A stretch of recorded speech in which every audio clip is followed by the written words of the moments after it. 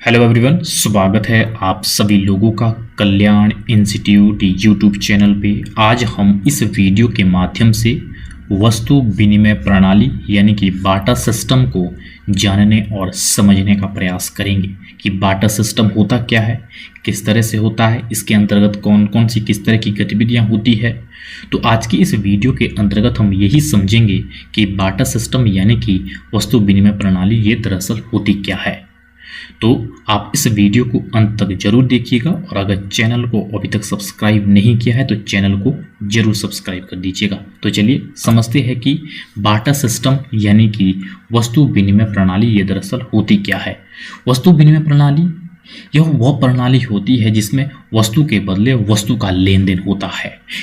इसमें मुद्रा के द्वारा लेन देन नहीं होता है, इसमें वस्तु के बदले वस्तु का लेन देन होता है। ए व्यक्ति ने कोई एक वस्तु बी व्यक्ति को दी और बी व्यक्ति ने ए व्यक्ति को कोई एक वस्तु दी, तो इन दोनों में वस्तु के बदले वस्तु का लेन देन हुआ। तो यही बाटा सिस्टम है, वस्तु विनिमय प्रणाली है। अब हम इसकी बात वस्तु विनिमय प्रणाली की कठिनाइयों को समझेंगे कि इस बाटा सिस्टम में वस्तु के बदले वस्तु के लेन देन में कौन कौन सी किस किस तरह की कठिनाइयाँ आती है। उन कठिनाइयों को एक एक करके समझते हैं, जिसमें कि सबसे पहले है आवश्यकता के दोहरे संयोग का अभाव। ये दोहरे संयोग का अभाव किस तरह से होता है? बाटा सिस्टम में अक्सर ये दोहरे संयोग का अभाव होता है। ये किस तरह से? माना ए व्यक्ति है, ए व्यक्ति ये चावल का उत्पादन करता है और जो बी व्यक्ति है ये गेहूं का उत्पादन करता है। अब जो ये बी व्यक्ति है और ये ए व्यक्ति है, ये दोनों ही जो उत्पादन करते हैं ये अत्यधिक मात्रा में करते हैं। अब ए व्यक्ति चावल का तो कर रहा है लेकिन गेहूं की इसे जरूरत है, और जो बी व्यक्ति है, बी व्यक्ति गेहूं का उत्पादन तो कर रहा है लेकिन चावल की से जरूरत है। अब जो ए व्यक्ति है, ए व्यक्ति को गेहूं की जरूरत है। अब ये ऐसे व्यक्ति को ढूंढेगा जिसके पास गेहूं अतिरिक्त मात्रा में हो और उसे चावल की जरूरत हो, ताकि ये गेहूं ले सके और चावल उसे दे सके बदले में।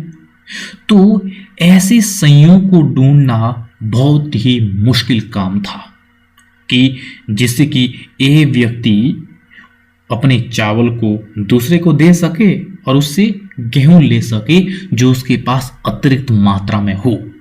जब ये अपने चावल को बी को देगा और बी से ये गेहूं लेगा, तो तब जाकर ये कंप्लीट रूप से वस्तु के बदले वस्तु का लेन देन होगा। तो इस तरह के संयोग मिल पाना बहुत ही मुश्किल काम था। तो इस तरह से ये आवश्यकता के दोहरे संयोग का यहाँ पे अभाव होता है, ये कठिनाइयाँ आती है बाटा सिस्टम में। अगला है मूल्य मापन की कठिनाइयाँ। बाटा सिस्टम में मूल्य मापन की कठिनाइयाँ है। अब यहाँ पे जो इस ए व्यक्ति ने बी व्यक्ति को चावल दिया, तो बदले में कितना गेहूं लिया, कितना चावल दिया, ये मापन करना बहुत मुश्किल काम था। ये तो गेहूं चावल है, इसके अलावा कोई मूल्यवान वस्तुएं हैं, बर्तन है, कपड़े हैं और पशु है। इस तरह की जो मूल्यवान वस्तुएं हैं इनका मापन करना भी बहुत मुश्किल था कि किस रेशियो में देना है वस्तु के बदले वस्तु को। और अगला है मूल्य संचय में कठिनाई। मूल्य संचय की समस्या भी कई बार वस्तु विनिमय प्रणाली में देखी जाती है। जैसे कि ए व्यक्ति है, ये व्यक्ति चावल का उत्पादन कर रहा है, बी व्यक्ति गेहूं का उत्पादन कर रहा है। अब इसे कुछ महीनों के लिए ये चलाना है, तो किस तरह से इसे स्टॉक करना है, स्टॉक की समस्या है और ये खराब हो जाएगी, किस तरह से इसको संचय करना है, ये संचय की सबसे बड़ी प्रॉब्लम है बाटा सिस्टम में। किस तरह से वो अपने जो उत्पाद है उसको, वो जो सामान है उसको किस तरह से वो संचित करे, किस तरह से वो सुरक्षित रखे, भंडारण करे। एक तो जगह की प्रॉब्लम होती है, दूसरी खराब हो जाती है। तो इस तरह से मूल्य संचय की समस्या देखी जाती है। और अगला है स्थगित भुगतान का मान में कठिनाई। तो कई बार ये देखा जाता है कि जो स्थगित भुगतान है, किसी से आज लेना है और बाद में देना है, और इस तरह से स्थगित भुगतान है, किस तरह से उसको कितने रेशियो में देना है, कब देना है, और कितना जो स्थगित है, स्थगित के आधार पर कितना उससे अतिरिक्त लेना है।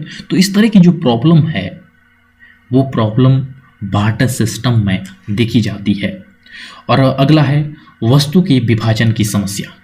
कई वस्तुएं ऐसी होती है जिन्हें हम विभाजित नहीं कर पाते हैं। जैसे पशु है, कोई गाय है, ये व्यक्ति जो गाय है इसके पास अतिरिक्त मात्रा में, तो वो बी व्यक्ति से वो गेहूं के बदले में वो उसे देना चाहता है।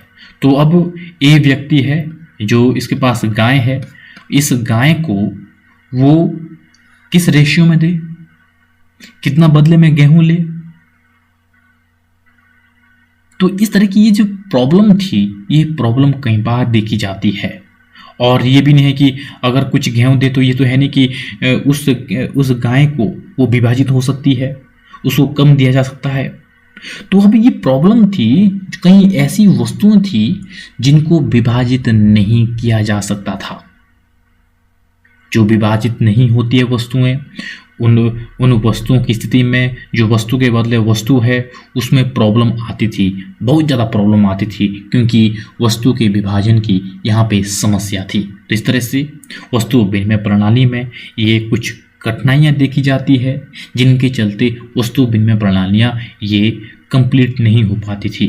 तो आज की इस वीडियो के अंतर्गत हमने वस्तु विनिमय प्रणाली यानी कि बार्टर सिस्टम को जानने और समझने का प्रयास किया। तो मुझे उम्मीद है कि आपके लिए जो ये वीडियो है, ये वीडियो काफ़ी उपयोगी रही होगी। और अगर चैनल को अभी तक सब्सक्राइब नहीं किया तो चैनल को जरूर सब्सक्राइब कर दीजिएगा और मुझे दीजिएगा इजाज़त। और आप सभी लोगों का बहुत बहुत शुक्रिया।